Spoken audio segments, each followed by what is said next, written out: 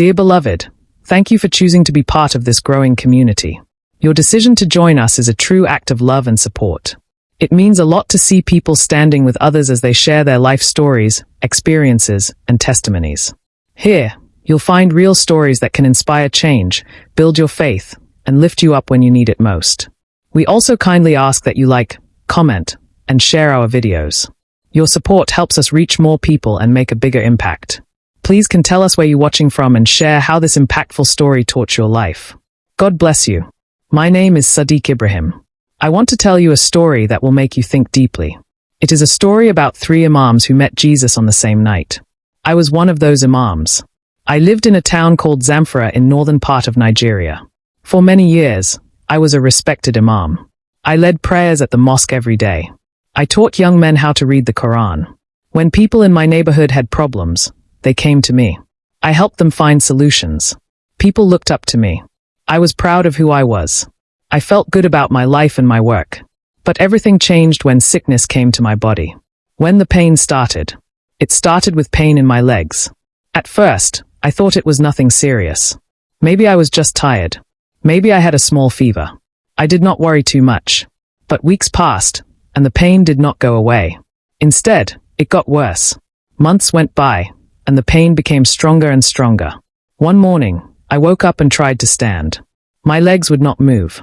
They would not carry my body. I tried again and again, but I could not stand up. That day changed my life forever. For 4 long years, I could not walk. I stayed in my bed day and night.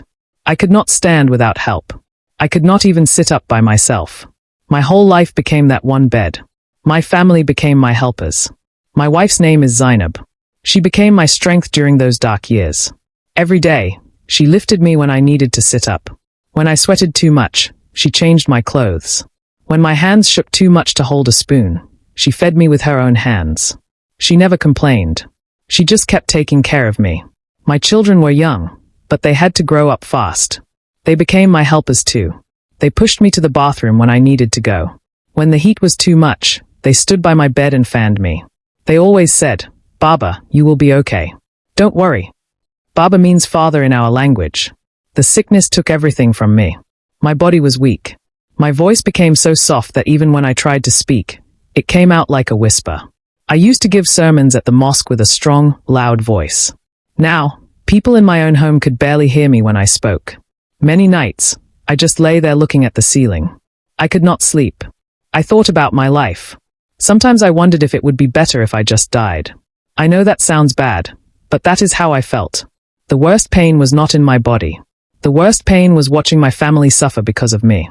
They had to do everything for me. They could not live their normal lives. Every day, I saw my wife's face. She was getting thinner and thinner.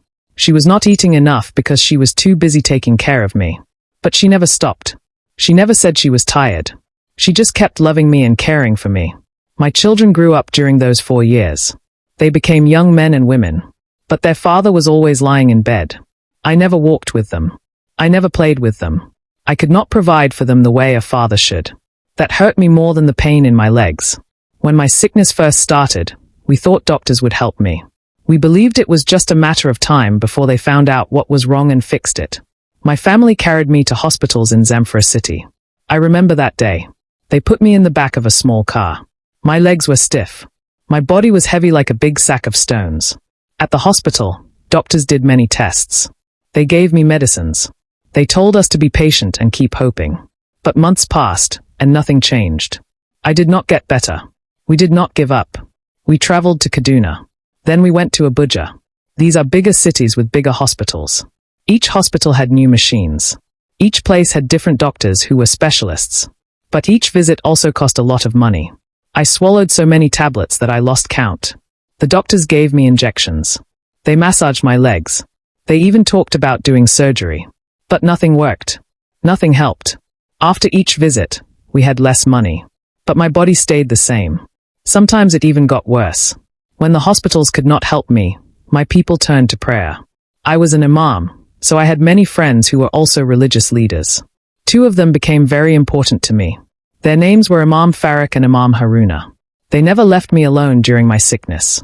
They came to my house all the time. They prayed for me. They recited verses from the Quran with strong, loud voices. I just lay there, too weak to even lift my hands. They told me to keep my faith strong. They told me to be patient. They said I should recite certain parts of the Quran every morning and every night. Sometimes they brought oil that had been prayed over. Other times they suggested herbs that might help. A few times, they even brought other imams from towns nearby. These were respected men who were known for their wisdom and their healing prayers. My room was always filled with the sound of prayers and chants. But my body never moved. It stayed the same. Each year that passed, I lost more hope. It was like water leaking out of a broken pot, slowly draining away until nothing was left. People started to whisper about me. Some said that maybe Allah was punishing me for something I had done in secret. Others said that evil spirits were attacking me. Maybe I had enemies who had cursed me. I heard all these whispers, even though no one said these things to my face. My heart grew so tired. Imagine being a grown man with a family to take care of. Imagine having responsibilities in your community. Now imagine not being able to talk properly or move at all for 4 whole years. The sickness was not just in my body anymore. It entered my spirit. It got into my mind and my heart. Every single day, I woke up with the same weakness, the same pain, the same shame. My friends kept praying. My family kept working. Doctors kept trying. But nothing ever changed. I felt like a prisoner locked in my own bed. And I could not see any way to escape. It was during the 4th year of my sickness. It was during the Harmattan season, when the dry wind blows from the desert. That is when a stranger came to our town. Before I ever saw him, I heard people talking about him. They spoke in quiet voices, whispering his name. He was not a politician. He was not a trader. People called him an evangelist. His name was Joseph. He came from the south of Nigeria. He traveled with only a small bag and a Bible in his hand. He did not stand in the big town squares making loud speeches. He did not argue with our religious leaders. Instead, he walked gently through the streets. He smiled at people. He stopped to talk with traders in their shops. He sat with young men at the tea stalls and just talked with them like a friend. His message was strange to many people in our town. He talked to Christians and told them to live good lives in their work. He said they should represent their faith in their businesses, in their offices, and in their neighborhoods. He told them that people should know them by their love, not just by their words. But there was something else about this man. Something that made people pay attention. Wherever he went, miracles followed him. The first story I heard came from the marketplace. There was a young boy who had been deaf since he was born. He had never heard a single sound in his whole life. The evangelist prayed for this boy, and suddenly the boy could hear. His mother cried so loud that people came running from every corner of the market to see what happened. Then there was an old woman. She had been bent over with pain for many, many years. She could not stand up straight. But when the evangelist laid his hands on her, she stood up straight immediately. The pain was gone. Soon, even Muslims started bringing their sick relatives to him. They did it in secret because they were afraid of what other people would say. But when he prayed for these people, they all came back healed. A blind man got his sight back. Everywhere this evangelist went, people had stories to tell about what happened. The miracles were real. We could not deny what was happening right in front of us. I lay in my room listening to all these stories. My neighbors told me. My relatives told me. Every time I heard a new story, something moved in my heart. It was a strange feeling, hope mixed with fear. Could these stories be true? Could this stranger have something in his hands that 4 years of doctors and imams could not give me? Could he really help me? But I was afraid to even think about it. I was an imam. I was a respected man in my community. Or at least, I used to be respected before I got sick. How could I, in my weakness, reach out to a Christian preacher? What would people say? My pain was real, though. My suffering was real. My family's struggle was real. Still, I pushed the thoughts away. I told myself to forget about it. But the stories kept coming. They got louder than my doubts. Soon, I could not ignore them anymore.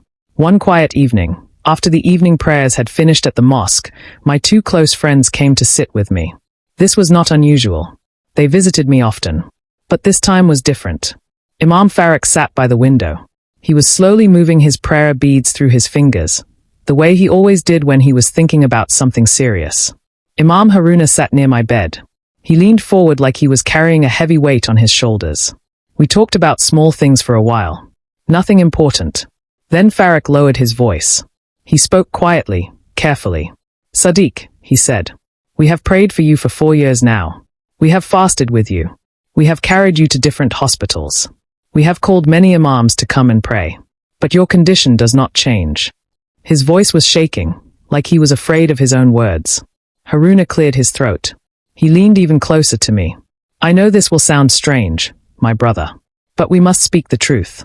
You have heard about this evangelist in town. We have all seen what is happening. People go to him broken, and they come back whole. Even some of our own people have taken their sick family members to him at night, when no one can see. And they all came back healed. The room became very quiet. I could hear the crickets outside making their night sounds. I could hear children playing far away. But inside my room, there was only silence. It pressed down on us like a heavy blanket. Finally, Faraq looked at me. His eyes were heavy and sad. We are your friends, Sadiq. We would never lie to you or lead you wrong. Maybe, just maybe, we should call this man. Not in the open where people can see, but in secret, at night, when no one will know. My heart started beating very fast in my chest. Part of me wanted to say no immediately. How could I, an imam, be seen turning to a Christian preacher for help? What would people think? But their words planted a seed in my mind. I remembered my children's faces. I remembered how tired my wife looked. I remembered how hopeless I felt every single day, lying in that bed. For a long time, I said nothing. I just lay there thinking. Then, with a voice that was barely more than a whisper, I finally spoke. If you believe there is hope there, then call him. I am tired of this bed. Tears started running down my face. If his God can do what our prayers and doctors have not done, then let him come. That night, Faraq promised he would find a way to reach the evangelist quietly. He said he would make sure no one would know. For the first time in years, I felt something strange in my heart. It was hope mixed with fear, like something unseen was coming close to me. It was a night with no moon. The house was very quiet. My children were asleep on their mats. My wife was resting beside me.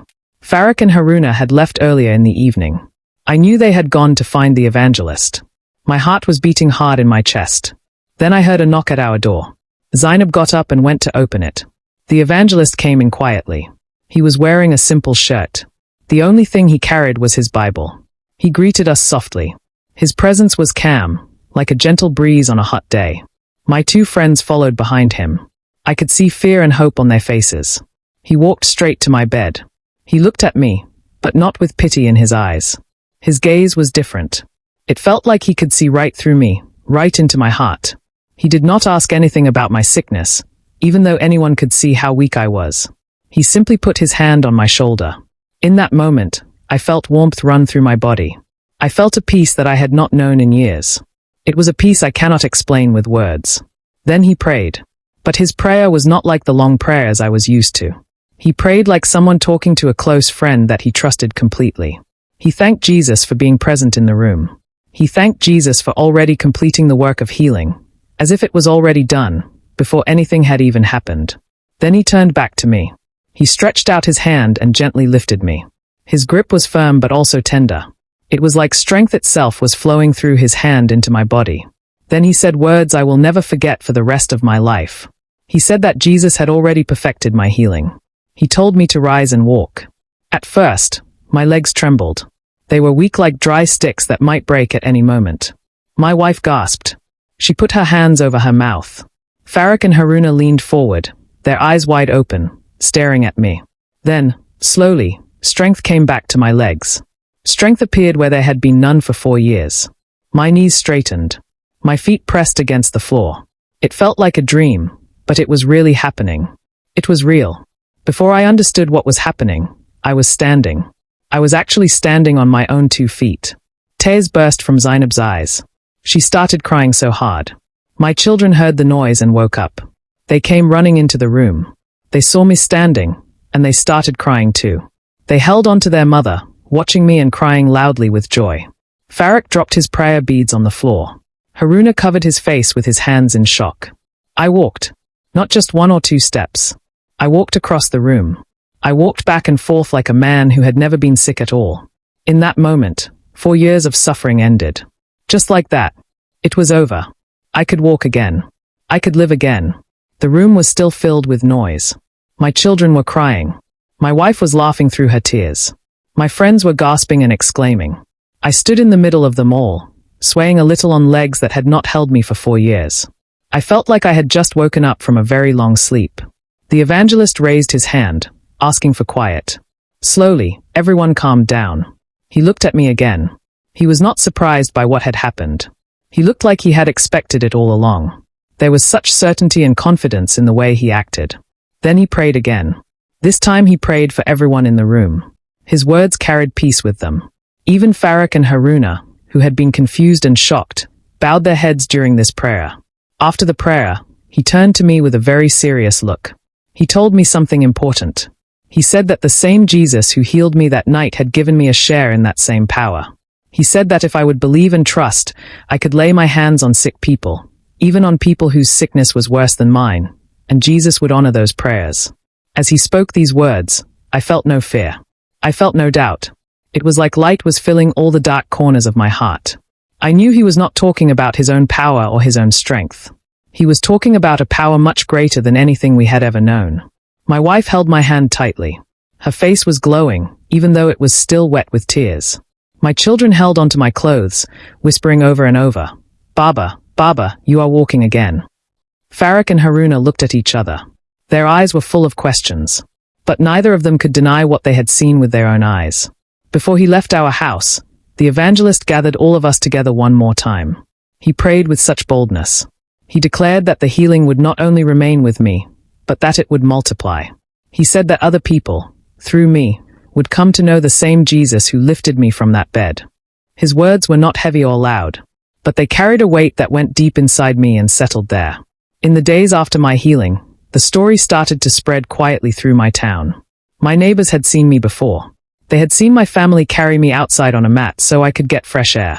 Now they saw me walking to the compound gate with my children. Some people whispered in confusion. Others just stared at me in silence, not knowing what to say. My wife Zainab could not hide her joy. She smiled all the time, even when she was just cooking or doing normal things around the house. Meanwhile, the evangelist continued moving through the town. His boldness was unlike anything I had ever seen. He never hid, even though many people disliked his presence. He spoke openly and said that his life was in the hands of Jesus alone. He said that if one day he should die, it would only be because Jesus had chosen that day. He said that no man had the power to take his life away. Even the extremists in our town, men who were feared by everyone, began to keep their distance from him. They had seen things that no man could deny. They had seen the deaf hear. They had seen the blind see. They had seen crippled people walk. I myself was living proof of these miracles. Though they hated his message, they feared the authority he carried. They could not explain it, but they also could not silence it. I thought a lot about his courage. Here was a man without wealth. He had no soldiers to protect him. He had no political power.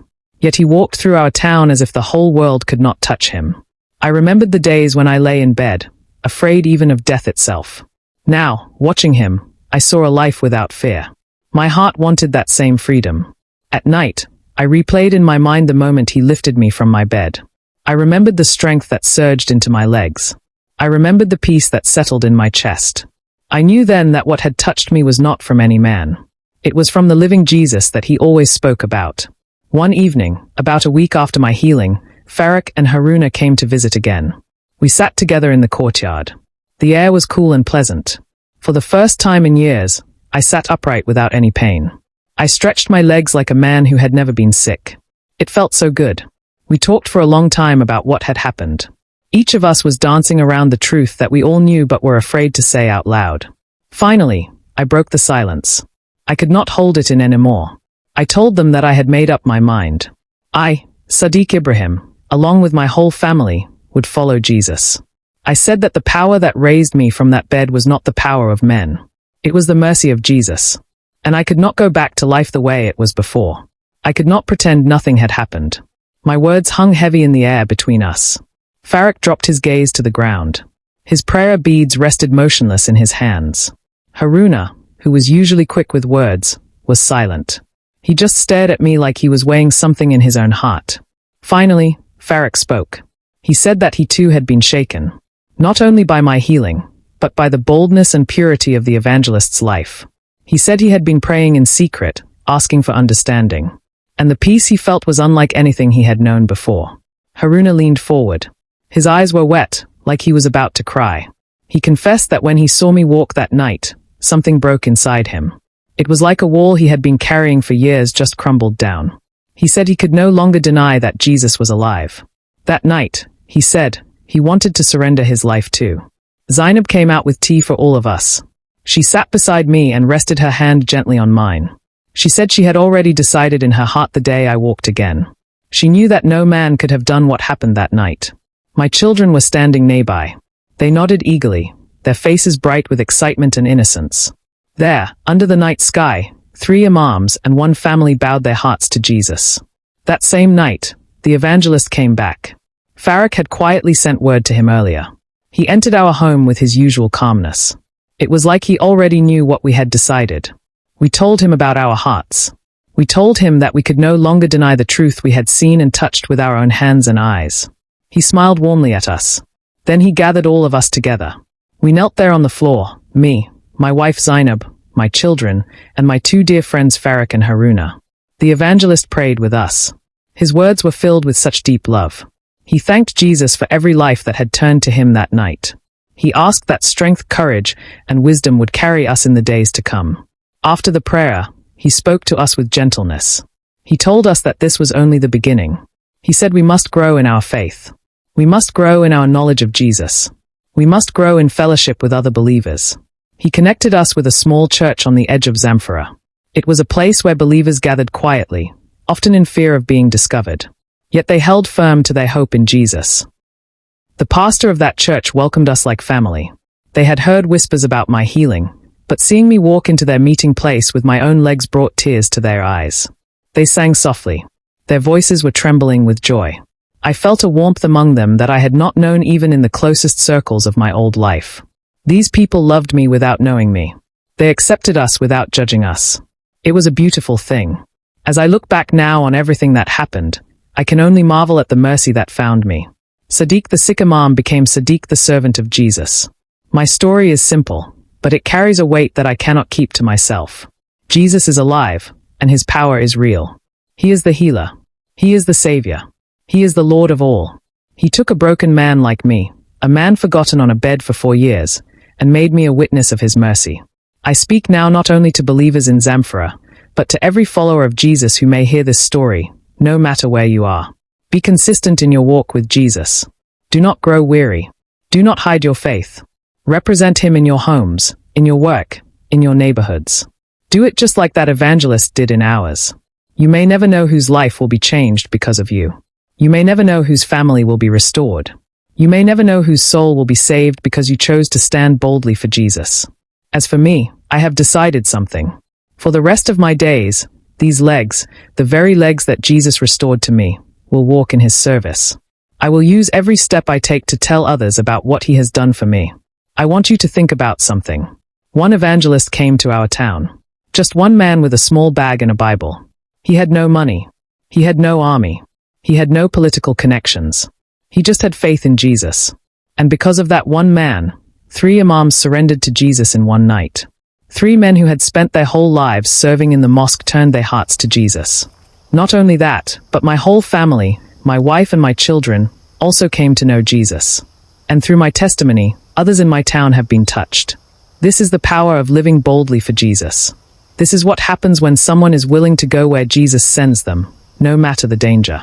Through this experience, I learned many things about Jesus that I never knew before. I learned that Jesus is not just a prophet from long ago. He is alive today. He is active today. He heals today.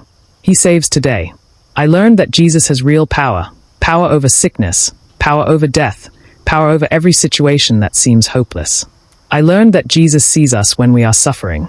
He knows our pain, and he cares enough to do something about it. I learned that following Jesus is not about religion or rituals. It is about a relationship with a living person who loves us more than we can imagine. I learned that Jesus can take anyone, even an imam who opposed him, and turn their life completely around for his glory. If you are reading this and you are sick, or someone you love is sick, I want to speak to your heart. Do not give up hope. I was sick for 4 years. The doctors could not help me. Religious prayers could not help me. I was hopeless. But Jesus healed me in one night. Your situation may seem impossible, but nothing is impossible for Jesus. The same Jesus who healed me can heal you. The same power that made me walk can touch your body. I am not saying it will happen exactly the way it happened for me. Jesus works differently in every person's life. But I am saying that Jesus is able. He has the power. And he loves you. If you are listening to this and you are searching for truth, I want to tell you something. I was a religious man all my life. I knew the Quran. I led prayers. I taught others. But I did not have the peace that I found in Jesus. When Jesus touched me, I felt a peace that I had never known before. It was not just my body that was healed. My heart was healed too. My spirit was healed. I found something real, something alive, something that satisfied the hunger in my soul. I am not asking you to stop being a good person or to abandon your family. I am just asking you to open your heart to the possibility that Jesus might be who he says he is. If he can heal a broken body, can he not also heal a broken heart? If he can make a paralyzed man walk, can he not also give strength to a weary soul? If you are a believer of Jesus reading this, I want to encourage you. Do not be afraid to live boldly for Jesus. Do not hide your faith. The world needs to see real followers of Jesus who live with love, with power, with courage. That evangelist who came to my town was not a superhuman. He was just a man who believed Jesus and was willing to obey him. And look what Jesus did through him. You may think you are just one person. You may think you cannot make a difference. But you can. One life lived boldly for Jesus can change a whole town. It can change families. It can change generations. Do not underestimate what Jesus can do through you if you will just make yourself available to him. I will not lie to you. Following Jesus in a place like Zamfara is not easy. There is a cost. Some people who were my friends before now avoid me. Some look at me with suspicion or anger. My reputation in the community has changed. But I will tell you this, it is worth it. The joy of knowing Jesus, the peace of walking with him, the privilege of being used by him, these things are worth more than any reputation or position or approval from men. Jesus gave me my life back. He gave me my legs back. He gave me hope back. How could I not give my life to him in return? As I finish this story, I want to pray for you, whoever you are reading this. I pray that if you are sick, receive healing right now in Jesus' name. I pray that if you are broken, receive restoration. I pray that if you are searching, Jesus will reveal himself to you. I pray that if you already know Jesus, you will be strengthened to live boldly for him. I pray that you will not be ashamed of him or afraid to speak about him. I pray that my story will encourage someone, somewhere, to take one more step toward Jesus. Because he is worth it. He is real. He is alive. And he loves you. This is the end of my story. But in another way, it is just the beginning. Every day I wake up now, I thank Jesus for my legs. I thank him for my life. I thank him for my family. I thank him for finding me when I was lost and broken. Every day I get to walk, I remember the 4 years I could not move. And I am grateful. So grateful. And every day, I look for opportunities to tell someone else what Jesus has done for me. Because a testimony like this is too good to keep quiet about. Jesus found me. He healed me. He saved me. And he can do the same for you. My name is Sadiq Ibrahim. I was once an Imam who could not walk.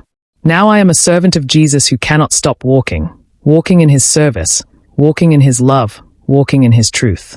May Jesus be praised forever. He is worthy of all honor and glory. He is the healer. He is the savior. He is Lord of all. This is my testimony. This is my story. And it is true.